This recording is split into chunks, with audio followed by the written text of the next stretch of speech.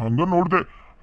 ಏನ್ಲೇ ನಮ್ಮ ಮದ್ವೆಗೆ ಇಟ್ಟಿದ್ಲಲ್ಲಿಕ್ಕಿ ಆಗ್ಲೇ ಇಷ್ಟು ದುಡ್ಡಕ್ಕೆ ಆಗ್ಯಾಳ, ಮದ್ವಿನೂ ಮಾಡ್ಯಾರ, ಏನ್ ನಮ್ಮ ಕರೆದೇ ಇಲ್ಲ ಬಿಡಪ್ಪ. ಏನಪ್ಪ ಏನಾಗಿತ್ತು ಏನು.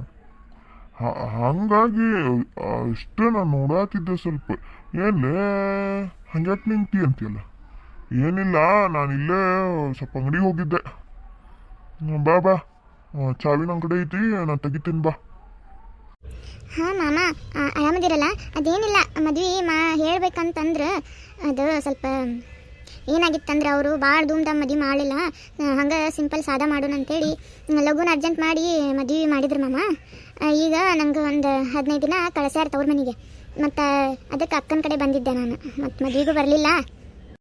ಹಾಂ ಆರಾಮದೇನಿ, ಇರಲಿ ಬಿಡು.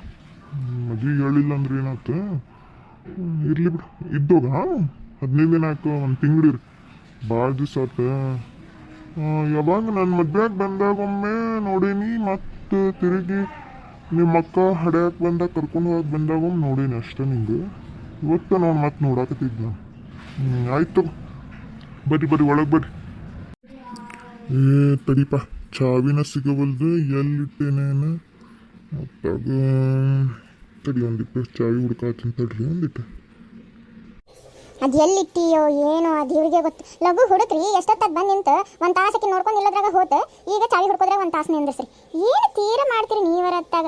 ಎಲ್ಲಿ ಇಡ್ತೀರಾ, ಎಲ್ಲಿ ಮರಿತೀರಾ, ಮತ್ತು ಬಾಜು ಮನೆಗೆ ಏನಾರು ಕೊಟ್ಟಿರ ನೋಡು. ಅಯ್ಯೋ ಹೌದು ತಡಿಲೆ, ಹೌದು ತಡಿ, ನಾನು ಅಲ್ಲೇ ಕೊಟ್ಟೀನಿ, ಇಸ್ಕೊಂಬರ್ತೀನಿ.